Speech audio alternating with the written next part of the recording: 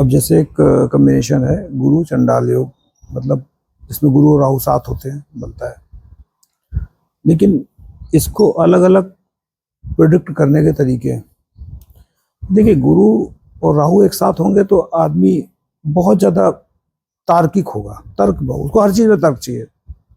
तर्क का मतलब ये होता है कि उसको जब तक वो अपने आप को सेटिस्फाई नहीं करेगा, आपकी चीजें नहीं मानेगा।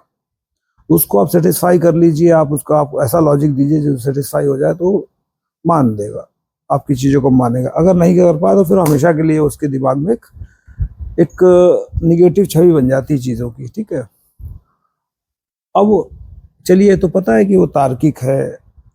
अच्छा, इसको एक तरह से और भी देखा जाता है कि गुरु चंडाल योग में जो व्यक्ति होता है, जिसकी भी कुंडली में योग बनता है, तो उसमें ये होता है कि वो हर व्यक्ति में कुछ, कहते हैं ना, गुरु चंडाल में भी गुरु देखता है। वो किसी भी चंडाल के गुण हैं उनमें भी वो उसमें उसको भी सीखने का प्रयास करता है। उसको अच्छा लगने की देरी है, उसको समझ में आने की देरी है, उसको हित अहित अनहित इससे कोई मतलब नहीं होता है। इसलिए थोड़ा सा इसको खराब माना जाता है। अब चलिए, ये तो स्पष्ट मानते हैं कि चलो इसको थोड़ा खराब माना जाता है। तार्किक होता है, इसका एक पॉजिटिव पॉइंट होता है, तार्किक होता है, आपने आप इसको सिद्ध कर लिया तो ठीक है, वो ओके कर देगा। एट द सेम टाइम इसी तरह से मिलता हुआ जैसे एक योग है कि अगर मान लीजिए गुरु को राहु देख रहा हो और राहु को गुरु देख रहा हो, ये देखिए, ये स्थिति ऐसी नहीं है कि अगर राहु गुरु को देखेगा तो गुरु राहु को नहीं देखेगा, सेम है, क्योंकि दोनों की दृष्टि एक जैसी है, दोनों को एक ही जैसी दृष्टि मिली हुई है। तो अब अगर ऐसी स्थिति में राहु ने गुरु को देखा तो गुरु भी राहु को देखेगा। ये बड़ी विचित्र स्थिति होती है, शायद इस पे बहुत कम बातें होती हैं।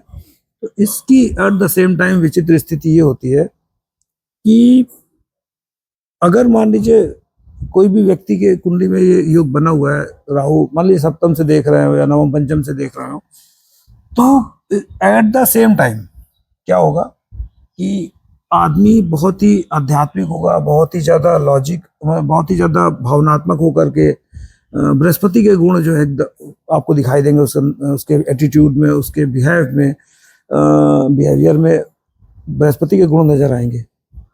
और उसी समय अचानक से उसकी जो व्यवहार है उसमें राहु के गुण भी नजर आ जाएंगे। वो जब तक मेहरबान है तब तक तो ठीक है, ठीक है, ठीक है, नहीं तो आप उसको देखेंगे तो वो कंफ्यूज कर देने वाला ये योग है। दृष्टि संबंध जो है वो कंफ्यूज कर देता है। क्यों? क्योंकि जहां राहु का प्रभाव आया वो फिर तार्किक हो जाता है, कुतर्की भी हो सकता है, तर्क करते करते करते करते कुतर्की हो जाता है।